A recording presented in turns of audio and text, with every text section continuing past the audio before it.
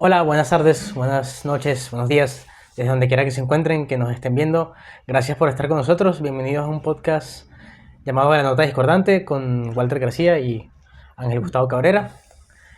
En el día de hoy vamos a hablar un poco de varios tópicos. En principal el tema del hombre masa de Ortega y Gasset.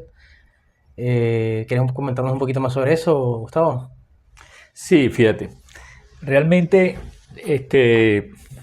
hoy en día está mucho más claro lo que ha venido haciendo la evolución en este sentido del hombre, ¿no? Y vemos cómo hay una en población, en exigencias profesionales, en trabajadores, en el desarrollo mundial. Fundamentalmente el hombre es el centro. Inclusive antes se trabajaba desde una visión eurocéntrica y sigue existiendo eso como tal. Pero el hombre masa habría que inscribirlo en el concepto de la propia modernidad. E inclusive desde el propio, arranca del Renacimiento, pero es la modernidad quien le da ese gran impulso desde el punto de vista de su crecimiento y de sus necesidades. Ahora, la pregunta es, en ese crecimiento, en ese desarrollo que ha tenido indudablemente en el mundo, ya hay una ruptura desde el punto de vista de lo idílico de la modernidad, los grandes alcances de la modernidad y lo que ha venido pasando con ese hombre y los problemas que ha generado. Claro, y bueno, ahí tal vez para la audiencia, para ponerlos un poquito más en contexto, el concepto del hombre masa es un concepto desarrollado por Ortega y Gasset, gran escritor español, ¿no? ¿Correcto? Sí, el español Ortega y Gasset. ¿En qué año publica esta tesis, más o menos? No sé, a principios del siglo XX, ¿no? A principios del siglo XX. Bueno, y que justo este concepto surge a principios del siglo XX, creo que es una de las cuestiones que podemos destacar porque es la entrada en la modernidad postindustrial, tal vez, ¿no?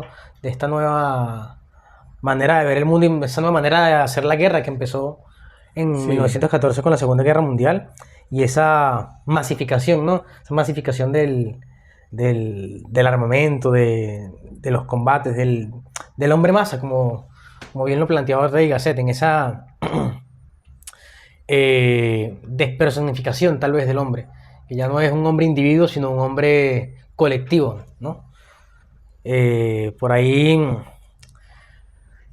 tal vez podemos acotarlo un poquito más hacia los tiempos modernos con los tiempos del internet, estos tiempos de ahora, con el concepto del hombre red, ¿no? Que no me acuerdo el nombre del... Pero antes de llegar al hombre rec, que esa es otra discusión, Claro. caractericemos un poco a ese hombre masa, ¿no? Claro. Es decir, porque ¿qué es lo que plantea? ¿Cuál es la preocupación fundamental de Ortega y Gasset? Que el hombre en su despegue y en su desarrollo prácticamente se va separando de los conceptos humanos y de las grandes filosofías en función de la contribución que ese hombre le va a dar a la sociedad. Entonces llega un momento en que el hombre ya se encinde del pensamiento y pasa a ser un hombre más hacia la visión, como digamos, elemental en su devenir, más instrumental. Entonces, ¿cuál es el peligro? Que el pensamiento quede relegado en lo que es la construcción y que otras fuerzas, en este caso hablábamos un poco del capitalismo, sea la que tome, digamos, la delantera o que tome la bandera en los conceptos y en la formación de ese hombre. Claro. Digamos, ahí yo intuyo un poquito tal vez el hecho de que del homo económico, tal vez, por encima del homo sapiens. El homo económico, perfecto. Claro. Y después una contribución que hace Edgar Morin, el homo consumo, ¿no? El consumo, claro. La sociedad de consumo, claro. El hombre deja de ser hombre por el pensar y pasa a ser hombre para consumir. Ya no es una cuestión de que la sociedad se vea o se rija tal vez desde puntos de vista ideológicos o religiosos, sino que pasa a ser dirigida por otras necesidades, tal vez, o por otra, ¿cómo llamarlos? Tal vez otros impulsos. Ahora, fíjate que hay algo interesante en esto que se está planteando, que, y sobre todo el siglo XIX y el siglo XX fue muy claro en eso, que es que esa conducción quedó en manos de las grandes narrativas, de las grandes corrientes ideológicas, superado la visión religiosa, la visión, digamos, la corriente cristiana, espiritual, etc. Entonces, quedamos, por ejemplo, en dos grandes visiones, que fueron la visión comunista socialista y la visión capitalista.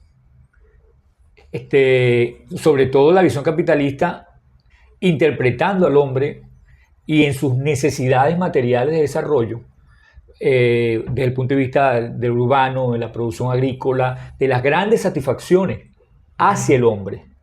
Claro. Entonces, ambas, digamos, teorías o enfoques, sostenidas por Keynes, sostenidas por Carlos Marx, etc., terminan fracasando. Ajá. Y prácticamente tuvieron su esplendor en el desarrollo en el siglo XX, pero en el XXI ya vienen de caída, a tal manera de que ya las crisis de esas grandes narrativas, digamos, ahora se intenta buscar cómo se soluciona. O sea, o qué nueva emergencia desde el punto de vista filosófico de las ideas viene como tal. Por ejemplo, tenemos a Bauman, el gran filósofo, creo que norteamericano, que ya murió. Él señalaba de que el hombre actual es un hombre muy frágil, y todo lo que vaya construyendo no tiene un sustento, sino que es muy débil, pues. Claro, es muy endeble, claro, las Sí. construcciones, en cuanto a las construcciones ideológicas, teóricas, tal vez. También, por supuesto, ¿no? O sea, dígame, por ejemplo, el caso del comunismo. El comunismo fue derrotado totalmente. Sí. Y vemos como el caso de China, Vietnam Rusia mismo, dejó de ser la Unión claro. Soviética. No, y los mismos países comunistas ahora, como Vietnam y China, que de comunistas solo les quedó el nombre. Que solamente quedó el claro, nombre. que aceptaron a la economía de mercado como la manera para surgir económicamente en sus sociedades, ¿no? Esa derrota del comunismo en el siglo XX, como también ahora capaz estamos viendo la derrota tal vez de la socialdemocracia en Europa, porque pues bien sabiendas después de la Segunda Guerra Mundial, ese nuevo orden mundial en el que la seguridad de Europa quedó dividida entre la Unión Soviética y Estados Unidos, ahora cada día se va diluyendo más. Sí, porque fíjate que allí, y discúlpame que trate de verlo en esta dimensión, es la crisis de los grandes paradigmas que sostuvieron el orden, digamos, democrático, en este caso, y todo el establishment que se construye. Entonces, ¿qué pasa? Y el planteamiento que podemos dejar para el siguiente SEC es, ¿qué hacemos con frente a esa crisis? ¿Será que podemos redimensionar, reformar, ver dónde están los grandes cuellos de botella, digamos, del problema, o las grandes tensiones? Claro. O se hace una revolución y se acaba con todo el modelo construido. Son una de las buenas interrogantes que nos quedan, ¿no? Una de las Sí. cuestiones en las que vamos a trabajar aquí en este podcast y bueno, una de las más importantes intervenciones que podemos aportarle al conocimiento, aprovechando que el conocimiento en esta etapa es democratizado y para todos.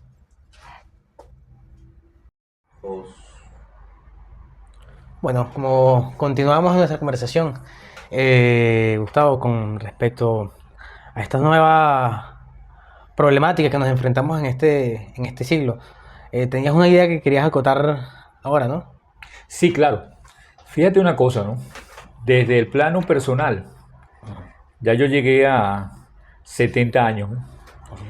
Y yo vengo de una construcción de un hombre clásico, de un hombre que se desarrolla dentro de unos conceptos modernos de la modernidad y por supuesto con una emergencia hacia lo que podemos llamar el paradigma democrático, ¿no? En sus instituciones, en la educación, si vamos a hablar, por ejemplo, de la masificación de la educación, en la exigencia sobre las carreras universitarias, y uno siempre pensaba en que esas carreras pudiesen contribuir al propio desarrollo de la colectividad y un poco del país como tal. Recién entrevistaban aquí a un asesor norteamericano, un diplomático norteamericano de John Fair, y él señalaba que él veía con preocupación que en este momento, o digamos a partir de los finales del siglo pasado y comienzo de las carreras humanísticas se han venido, digamos, quedando muy débiles frente a las carreras tecnocráticas. Tú como joven, ¿qué piensas tú de esos contrastes? Si hay que volver a lo clásico para formar los hombres que dirijan una sociedad, o está bien con lo que está planteando, digamos, del desarrollo tecnocrático como tal. Claro, bueno, ahí un tema bastante interesante porque, bueno, justo cae en un tema que hasta se convirtió en un problema para el mercado laboral actual, que es que justo, no sé, bueno, hay un debate tal vez en el que si hay muchos universitarios o no, porque, o no si hay muchos universitarios, sino de qué carrera está estudiando la gente. Y por ahí también podemos colocar el tema de que tal vez hay una cierta percepción de que las carreras de humanidades y de ciencias sociales son carreras más fáciles porque tienen menos contenidos de matemática, física o de ciencias duras, y por eso tal vez puede haber una mayor masificación, porque bueno, no es una cuestión para nadie, que es un secreto de que es mucho más fácil tener comprensión lectora que tener comprensión matemática o física o química en ciencias duras. Y bueno, esa misma cuestión de que las ciencias duras estén ahora siendo cuestiones más difíciles para los jóvenes, porque como la masificación de la educación primaria y secundaria vino, pero en América Latina vino a medias, porque, bueno, como bien se sabe, nuestra educación primaria y secundaria son deficientes, entonces eso hace que, pues, el deseo por carreras más tecnocráticas, con capacidades de aplicaciones técnicas, sean primero más valuadas, lo que hace que haya un incentivo económico muy primante para la gente, para los jóvenes, a estudiar esa carrera, pero está la dificultad del no comprender qué es lo que se está estudiando. Entonces, por eso tal vez la gente escoja más carreras de ciencias sociales y terminen cayendo en las falacias de las actitudes colectivistas. Porque también pasa, y esto que me acordé y recordé no me acuerdo si fue Agustín Laje, uno de los influencers libertarios, que decía que, inclusive, que creo que había estudiado ciencias sociales o algo parecido, o economía, pero ciencia política también.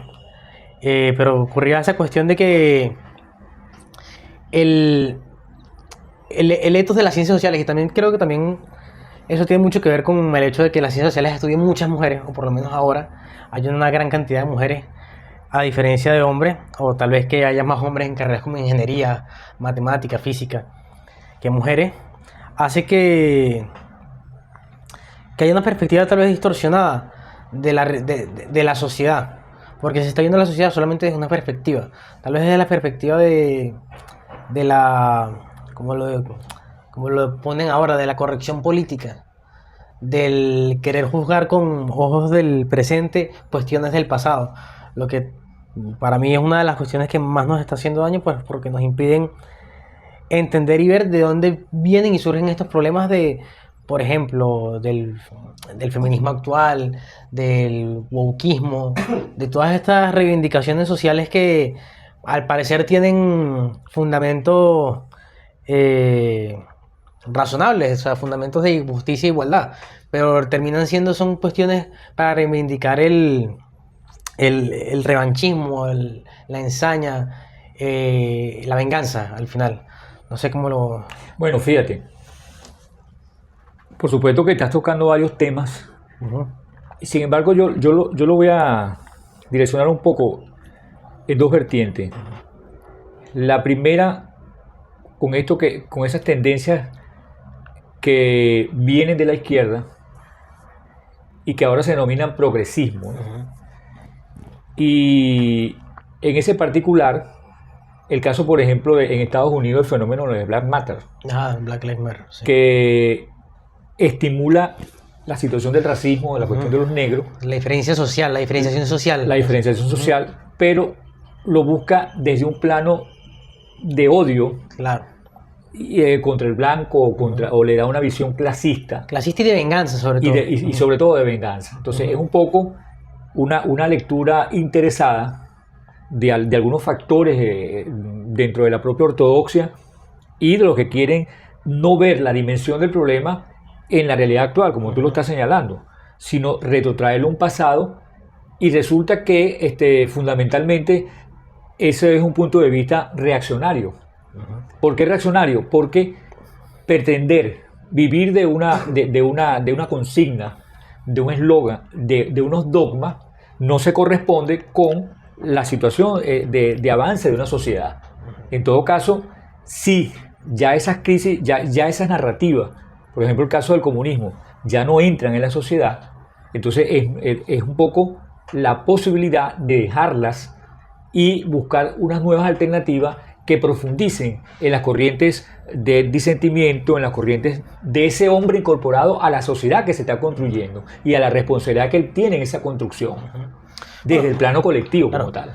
Y ahí, bueno, ahí creo que puedo agarrar una de las cuestiones tal vez un poquito, o sea, relacionado con el tema, pero un poquito más hacia el hombre sociológico tal vez, de cómo ahora el hombre o cómo la sociedad, las personas están interactuando con esos problemas en esta sociedad actual. Porque en el siglo XX fue el siglo tal vez de las organizaciones políticas, organizaciones sociales, o sea, la gente se veía obligada a organizarse en grupos, tanto guerrilleros, políticos. Es como que fue en el siglo XX fue el siglo donde surgieron los grandes partidos políticos actuales, en casi todas las democracias del mundo. Bueno, y cuando surgió la democracia como régimen político a desear por todas las sociedades del mundo, porque creo que son muy pocas las sociedades que actualmente no son democráticas, al menos en nombre, porque inclusive los más viles dictadores africanos siempre tienen un democrático en los nombres de sus países, como la República Democrática del Congo, por ejemplo. Entonces, un ejemplo de democracia, que digamos. Pero volviendo a este tema de cómo se relaciona la gente actualmente, o la sociedad del hombre actualmente con estos problemas, es una de las cuestiones más fundamentales, porque no pasa. O sea, no es, la sociedad está en una masificación tal, y tal vez en el globalismo de las redes tal, de este hombre red que hablábamos antes, que hay tanto para entretenerse y hay tanto para hacer que simplemente a la gente no le importa qué pase con los demás, ¿no? Es algo como que muy... Inclusive cuando está más conectada con las demás personas que antes. Una contradicción ahí, tal vez, ¿no? No, y el peligro que conlleva en la profundización de ese hombre masa en las sociedades, en su historia, y como lo decía el mismo Gasset, y inclusive Lipovetsky escribió un libro llamado La Sociedad del Vacío, donde él caracteriza a ese hombre y prácticamente ocupado pues en su trabajo, en sus cuestiones digamos inmediatas de consumo, pero jamás se interesa por una filosofía de vida, jamás se interesa por los problemas, digamos, que atañen a esa sociedad, sino simplemente lo que señalábamos hace rato, el homo consumo, que lo ha caracterizado muy bien Edgar Morin en el pensamiento complejo. Entonces, fíjate que, pero tú tocabas un tema que me hizo recordar la caída del muro de Berlín, dada en 1989. ¿Qué pasa con esa caída del muro de Berlín y la reunificación de Alemania? Que prácticamente de allí se abre el decaimiento de la Unión Soviética y lo que se llamó en la propia Unión Soviética la apertura y el glasnost. Y además de eso le sirvió a los Estados Unidos como para un poco redimensionar o entender que estaba solo en el mundo en la construcción democrática. Señala precisamente este autor que yo referí hace poco, John Felix, que fue asesor y estuvo en Panamá y en otros países, que los Estados Unidos, digamos como el adalid de la sociedad democrática, descuidaron la atención de esa evolución de la democracia y no tomó en cuenta que las democracias tienen vida y que si tú no las atiendes en sus problemáticas, se pueden ir introduciendo lo que yo llamo gazapos o situaciones extrañas que vayan en contra y que conspiren contra esa democracia. Y que es lo que fundamentalmente está pasando en países de América Latina y de todo el mundo. Porque hoy, por ejemplo, tenemos el caso de Venezuela, tenemos el caso de Nicaragua. Cuba ya viene de esa... Sí, ya viene de atrás. Pero en el continente africano y en la parte de Arabia también hay muchos países que no son democráticos. Sí, sí, y bueno, y que justo ahí podemos tal vez traer las primaveras árabes, que fueron intentos por democratizar esos países del Mediterráneo sur, que pues terminaron siendo o guerras civiles peores aún que las dictaduras que ya tenían, o dictaduras sin el control que tenían las dictaduras anteriores. Pero ahí también, volviendo al tema del hombre, del cómo la persona se construye en sociedad ahora, que justamente creo que es uno de los temas más apañantes que tenemos, porque es que no sé si es una crisis de la democracia la que estamos teniendo actualmente, o si es que la población está dejando de creer en la democracia por ver los sistemas autoritarios como más eficientes.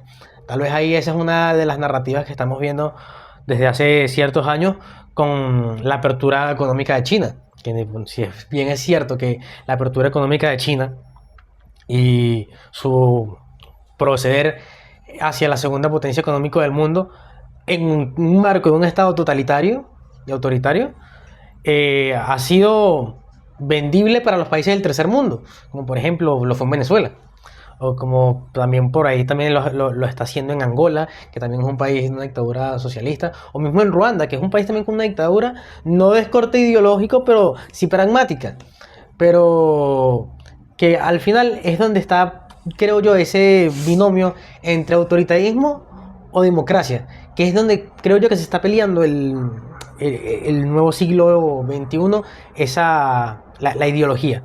Pero bueno, de esto vamos a seguir continuando ahora. Sí, lo podemos dar para el otro capítulo. 1, sigamos. Y bueno, también en relación con esto de lo que veníamos hablando en este episodio de hoy, yo quería cerrar este episodio con el tema de cómo la sociedad ahora se compromete o no se compromete, de cómo la sociedad se maneja con las cuestiones políticas y sus problemas en las democracias actuales.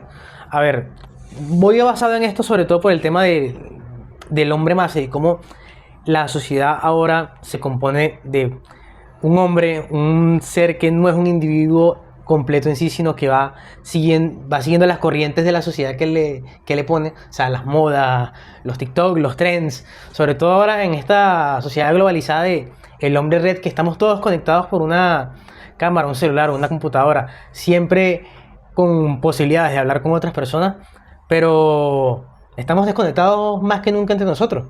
Y eso también se denota mucho en la situación política, como se ha venido dando cada vez más polarizaciones más fuertes en un mundo que cada vez está más conectado.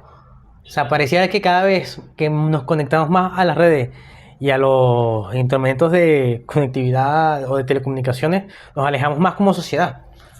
¿Qué puedes opinar ahí tú de eso? Bueno, el tema da para una extensa conversación, pero vamos a tratar de resumir un poco desde el punto de vista siguiente, ¿no?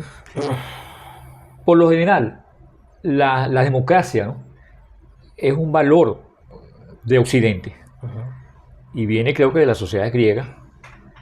En esto de la participación del pueblo, ¿no?, del concepto de pueblo, visto desde su visión participativa, ciudadana, el mismo concepto de ciudadano, ¿no? De tal manera de que esos conceptos tienen contenido, y en las nuevas realidades, que es lo peligroso si de llegase a profundizar, quedarían simplemente como unos enunciados, como unas palabras sin contenido en lo que es el devenir del hombre. ¿Qué quiero decir con esto? Que ese hombre, como tú señalas, está atado a una red, está atado a lo que dice, digamos, una minoría, Claro. una élite, y él va poco a poco, más de lo que ha perdido ya, el nivel de participación. Entonces es una democracia de alguna manera formal o de nombre, pero no, digamos, como tal, donde se involucra el ciudadano. Entonces, esa es una de las cosas que es una de las premisas que entra en crisis con estos tiempos, ¿no? Por eso es que este señor que analiza a Ortega y Gasset, él dice que hay un problema de construcción de la personalidad si no prestamos atención a lo que está produciendo la tecnocracia. Porque la tecnocracia es una ruptura con la visión humanista, ¿no? Es como aquella vieja frase de piense usted por mí.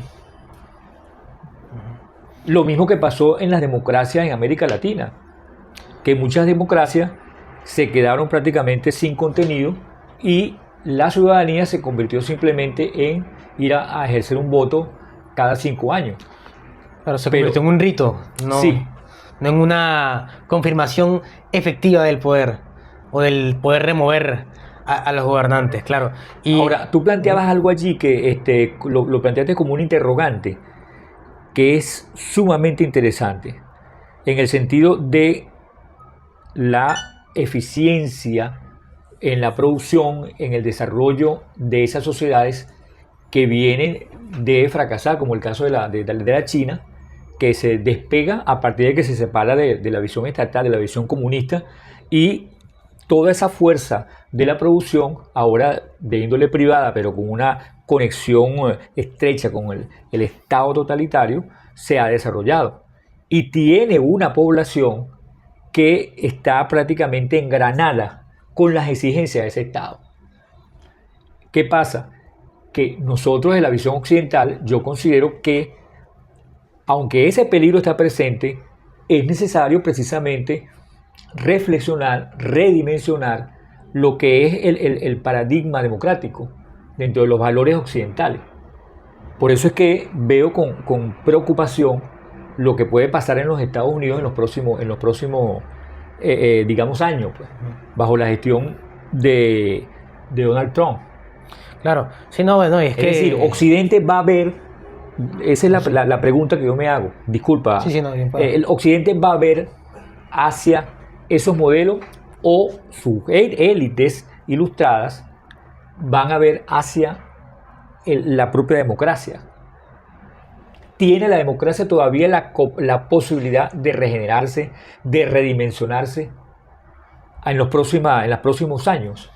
Claro, yo creo que eso es una pregunta que solamente se responderá desde el ciudadano como tal, o sea, desde la capacidad de movilización y de interés que tenga la ciudadanía en las democracias occidentales sobre sus problemas políticos. Y cuando yo me refiero a interés, no es interés en el sentido de que tal vez se ve ahora de que o ver noticias o escribir en redes sociales, sino de verdadero interés en el sentido de buscar más allá, de ver el porqué y su razón del porqué de las cosas. Me recuerdo mucho una canción de Rubén Blades de Busca el porqué y su razón. Y es que una de las cuestiones que más difíciles se nos ve ahora, sobre todo para las nuevas generaciones, porque se está dando una situación en mi generación, tal vez, yo soy del 98, las personas en los millennials y centennials, que es la desconexión social entre grupos de diferentes pensamientos. Las cámaras de eco que generan las redes sociales, que sirven únicamente para certificar el pensamiento propio y no para cuestionarse lo que uno piensa, son nichos para que surjan esas esporas de revanchismo, de división de la sociedad, que lo que buscan es, en fin, la destrucción de la democracia. Porque la democracia es el saber aceptar los puntos de vista diferentes, cosa que ahora parece cada vez más difícil que nunca. Pero bueno, son problemas que discutiremos aquí. Sí, pero fíjate una cosa, ¿no? ya cerrando, en el caso, por ejemplo, de la democracia necesita del ciudadano. Claro. Entonces, ella, en eso que yo sueño, digamos, en términos reales, de su redimensión, uno de los grandes problemas es, le vamos a seguir dejando a los políticos, digamos así, de verlos desde arriba, el estudio de los grandes problemas de la sociedad, por ejemplo, en el caso aquí de Argentina, y lo vamos a separar de lo que son las universidades y su producción de conocimiento, de sus ciudadanos pensantes. Entonces, por eso te hablo de que es necesario, digamos, esa nueva visión, o no nueva visión, sino esa necesidad de ver la democracia en la medida en que el ciudadano esté involucrado, más allá de ser un profesional de la política, Claro. sino del propio compromiso de su propia construcción, Sí, para sí. él y para la colectividad. Claro, sí. Y bueno, estos son temas de los que hablaremos en muchas más oportunidades. No sé si te quieres presentar ya para despedirnos aquí con la audiencia. Sí, bueno, mi nombre es Ángel Gustavo Cabrera y tengo interés de que podamos continuar en estos debates que toquen toda esta serie de temas álgidos